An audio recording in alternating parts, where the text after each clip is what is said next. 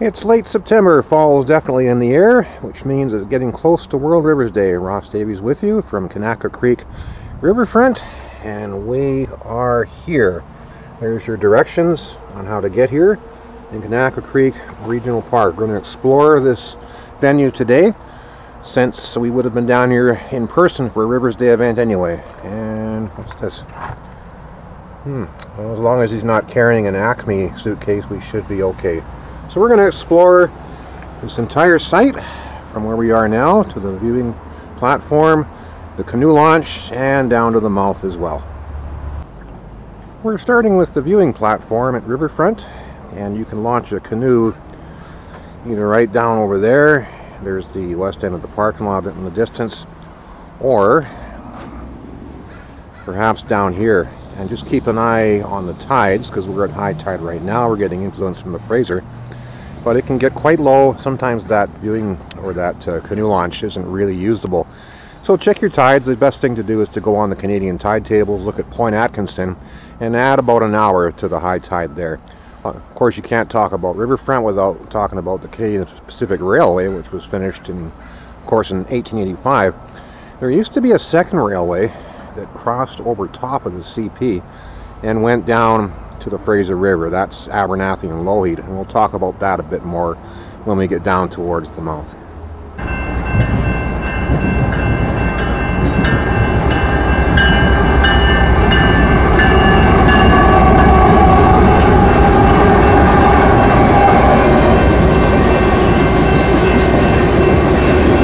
So our tour starts here on top of the dike, and you've got a washroom building right over there that does have running water. There's another one down at the Fraser that does not.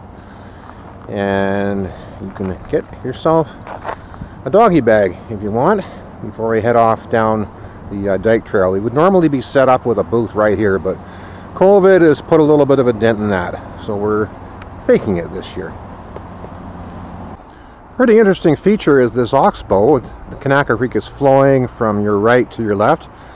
And what happens over time is rivers, they have this energy that has to go somewhere, and if it can't all go in the same direction, it's going to go sideways. And if you ever had a trailer sway on you, you'll understand that. And so it makes this oxbow, where the river is eroded along the far side over there, runs into the dike here, and there's your viewing platform. It's kind of a cool place to go take a look. And then it swings back the other way. Now, over time, what will probably happen is right back there, is that'll cut all the way through, and this could end up being a little island. You could end up having what's called an oxbow lake here at some point. So the creek is always changing. As far as fish species go, you have coho salmon that come in here, pink and chum as well, a few steelhead. And an interesting fact about Kanaka is in the springtime, most of the salmonids, your salmon species, trout, whatever, will be migrating towards the ocean, but you have Harrison Chinook that come in March, April, going the other way, that swim up Kanaka Creek as juveniles to feed and clean out their gills before resuming their journey back to the Pacific. So it's a little interesting. There's a number of introduced species in here as well. By that I mean brown bullhead catfish, a couple species of sunfish, smallmouth bass, pumpkin seed, black crappie. And they don't really prey on salmonids, they're just too slow, but they do at times compete for the same resources. But fortunately, they can't penetrate very far upstream. They're just not really suited to cold, clear conditions like we have in most of Kanaka. So you'll find most of the introduced species down around this area. We've arrived at the Fraser River. It's a huge system, 1,375 kilometers long, and it's the salmon river in North America, really, right up there with the Skeena and the Columbia and all those guys. Across from here is where Fort Langley used to be. It was started in 1827, right where we're looking, and in 1839 it moved up to behind Bray Island, which you see here, to where it is today. So of course the Fraser, all 5 species of salmon and steelhead, and the largest freshwater fish in North America, that of course being the white sturgeon. Now, Kanaka Creek got its name from some Kanaka Islanders that came over here, and they took up residence in the old fort over there for a little while before moving over here. And more on that in a few minutes. As you head down the Spit Trail towards the Kanaka-Fraser confluence, where you're going to find, among other things, is some of the largest cottonwoods and red alder trees that you'll really find anywhere. They are fantastic, Really, really impressive. We've made it down to the mouth of Kanaka Creek where it hits the Fraser. Now, we mentioned a little while ago about Kanaka people that were over at the original Fort Langley. Well, they ended up moving over here, and they're pretty handy on the water and stuff, so a fellow by the name of Samuel Robertson hired some of them, and Samuel Robertson got a high school named after him, and Kanaka people got the creek named after him. And along came the gold rush in 1858, and some of them said, we want a piece of that action, so off they went up the Fraser Canyon looking for gold, and they got the town of Kanaka Bar on Highway 1 named after him too.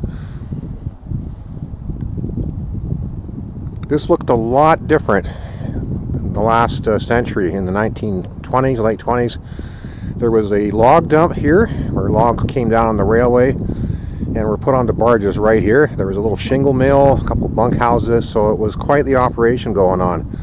And then a great big fire hit the Elouette watershed sometime after that and sort of put a stop to the whole thing. So it looked much, much different than it does today.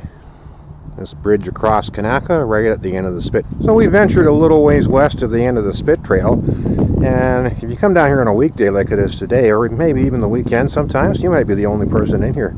So along this nature loop trail, we call it, there's a lot of nice little spots to take a break, sit down at one of these tables and take in the Fraser River. You might see waterfowl, different kinds here. You might see a seal out in the water. You just never know.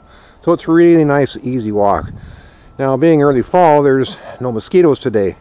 But if you come down here anytime after about mid-June till early August, you'd better either bring the bug spray or wear some netting or both, because they get crazy in here after the Fraser freshet's over. And for the moment at least, due to COVID, we got a one-way trail going on, so we're going to walk this nature loop in a clockwise direction from the end of the Spit Trail. On the back side of the nature trail, another reminder of some history is we got apple trees. There used to be quite the orchard in here. And a little reminder as well, once again, that we're in bear country, so good idea to be making a bit of noise, talking as we go along the trail. And I know this is a one-way trail, but if a bear were to appear down there right now, we just turn around and go the other way. Simple as that. We've completed the nature loop. We are back at the Kanaka-Fraser confluence. And this is where we're going to wind things up. We'll be heading back to the parking lot fairly shortly. Now, on a normal year, and we've been doing this since 2003, our group, Kanaka Keeps, would have 2 Voyager canoes from the Fort Langley Canoe Club.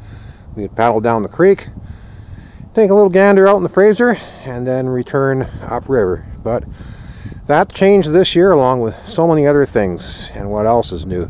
But what hasn't changed is this is all still here, and it's just here waiting for you. So Rivers Day, we want you all over the world to make your river, your stream, your lake, your favorite spot in nature the center of attention, and just spend some time at that place that you like. Bring your family, and wishing you all a fantastic World Rivers Day. Ross Davies from Kanaka Creek Riverfront.